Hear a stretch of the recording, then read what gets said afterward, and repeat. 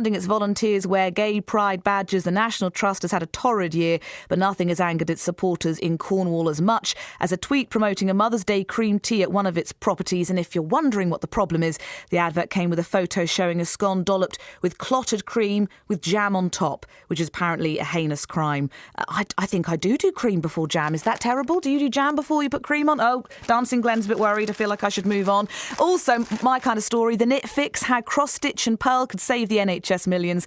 This is in the Sunday Telegraph. The hobby is said to be as relaxing as yoga, distracts from chronic pain and can boost a person's well-being. I couldn't agree more. Something else we're talking about. We're asking what your walk-in tune would be if you are going to be doing a boxing match. If you were walking into the ring, what would inspire you? I have mooted potentially a bit of Leo Sayer and Mech. And it does start with Hit Me Baby, which is perhaps not the best one for a boxing walk-in, is it? Hit Me Baby. Actually, maybe I changed my mind. Maybe we don't want that one after all. BBC Radio Cambridgeshire. The news on the way. How are the roads looking? Well, it's busy on the A1 Dotty southbound as you head down, approaching Wansford towards Peterborough, mainly because of just volume now. There was a crash earlier at Old Walton that's long gone. The A47 is slow each way at Wansford on the sensors. Also really slow towards Guyherne, I've just spotted there on the eastbound side particularly. Usual delays on the A14, eastbound from the Alconbury Spur in patches towards Cambridge services. Westbound there's a queue from Spittals to Brampton. Really slow each way at Buckton on the A1 as well, by the way. Unusual, I would say there. M11 seems fine now if you're Stansted bound, and no particular problems on the trains this morning. Keep us up to date. Anything that's happening on the roads, do call us on 0330 123 3551.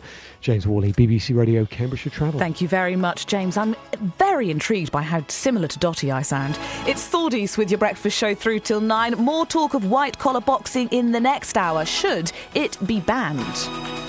A passion for Cambridgeshire. FM, online, on DAB.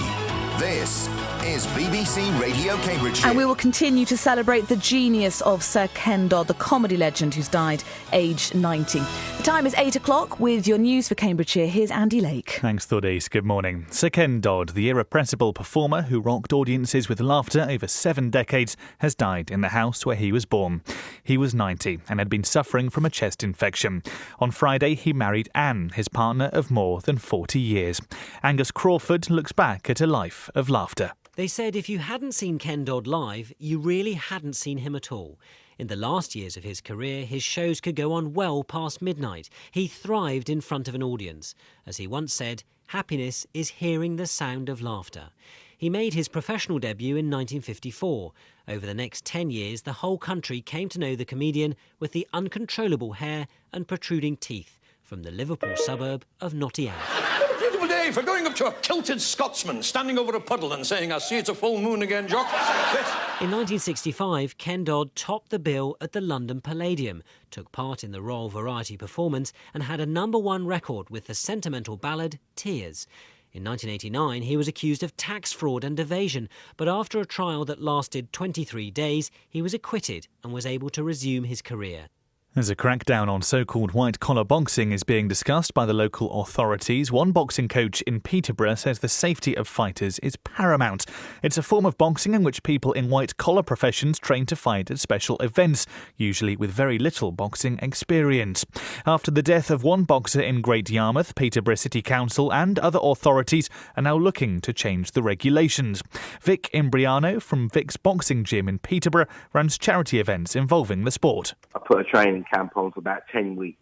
They're all my lads that come inside to my gym. We put the shows on probably every couple of months, raise money for charities and all sorts of things like that. But the way I monitor it is they all train together. They're all matched equally. And when we do the fights on the night, every provision in place with top doctors there. So if we see anyone who's in trouble, he stops that fight immediately. Peterborough City Council say they're looking into new ways of formulating a list of measures that each boxing premises would need to adhere to prevent the risk of serious injuries and death. The National Security Council, a cabinet committee chaired by Theresa May, is to look at the latest evidence about the suspected poisoning of a former Russian double agent and his daughter in Salisbury. An assessment will be made of who might have carried out the nerve agent attack. Sergei and Yulia Skripal remain critically ill in hospital. Residents of Newmarket have expressed concerns over the potential closure of a pedestrian railway crossing.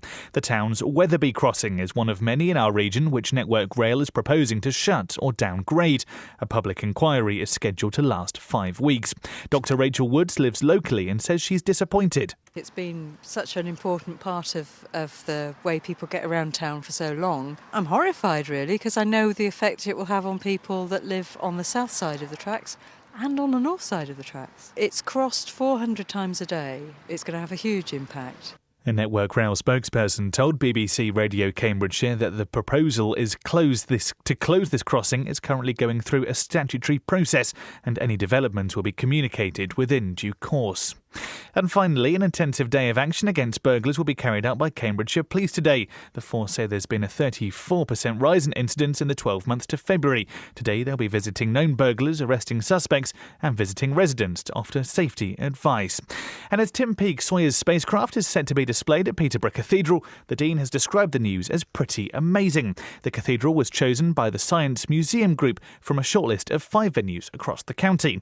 The craft was used by Tim Peake for his mission in 2015-2016 and will be on show from August until November. Chris Dallaston spoke to BBC Radio Cambridgeshire earlier today. Seeing this marvellous piece of modern technology kind of located in our extraordinary 900-year-old feat of engineering and beauty that is our cathedral. So the two together will make an extraordinary combination, I think. So you'll see the whole kind of effect of what's really quite a tiny piece of engineering. It's really quite small and sort of in the kind of vastness of the cathedral. I think we'll kind of get that sense of the sort of vulnerability, really, of those astronauts as they descended back from this mission. Sport now, and the new Peterborough United boss Steve Evans says his players' destiny is in their own hands. Posh's 4-1 win over Charlton on Saturday leaves them a point adrift of the League One playoff places. Meanwhile, Cambridge United caretaker boss Joe Dunn says draws from a losing position almost feel like wins. The U's late equaliser at Wickham followed another against Luton a week ago. The weather for Cambridgeshire, plenty of cloud today with a whisk of showers and even some longer spells of rain too. Feeling mild, though, highs of 10 Celsius, that's 50 Fahrenheit. There's more news as it happens at bbc.co.uk/Cambridgeshire. Now, it's 5 minutes past 8, everyone. I know that if I do this, I am properly setting myself up. Okay. But did you just say there was a whisk of something? Yes, I did. Yes, I did, Thordies. Yes. But that just made me smile so much. And we're celebrating Ken Dodd today. It just feels like that would lead really well into a Ken Dodd joke. Yeah, a whisk of Wayne today. Whisk of Wayne today. Thank you, Andy. There's more Andy on the way later. This is BBC Radio Cambridgeshire. Just wait and see now. The karma, I can feel it. It's like sitting on my shoulder waiting for me to trip up now. I've pointed that out. It is Thordies here on your breakfast show all this week. As a challenge over the next hour, see how many people call me Dotty. It seems I sound quite similar to her. She is off having a well-earned rest. I think she's in New York. So I've moved from drive time, set my alarm quite a lot earlier. Having a bit of a bad hair day, but we'll move on. Less about me, more about Sir Ken Dodd. We are paying tribute this morning to the legendary comedian who has died at the age of 90. So many people have a favourite memory, a song or a joke. It's not easy to deliver them like brilliant Doddy did. A fellow went to the doctor and said, Doctor, every time I bend over, I feel like Donald Duck. Every time I sit down, I feel like Mickey Mouse. Any time I lean to one side, I feel like Minnie Mouse. And the doctor said to her, how long have you been having these Disney spells?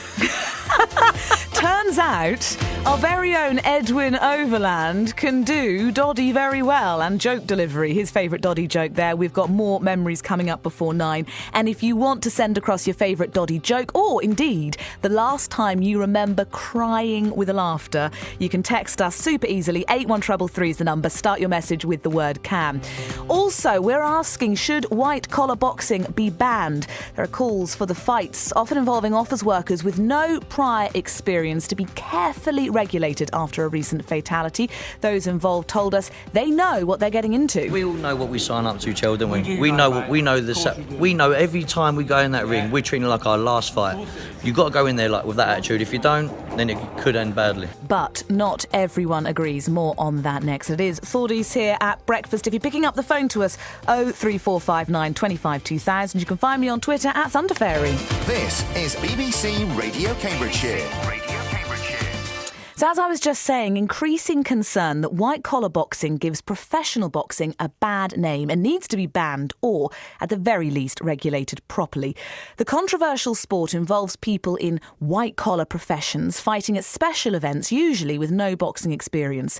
Peterborough City Council and other authorities are now looking to change the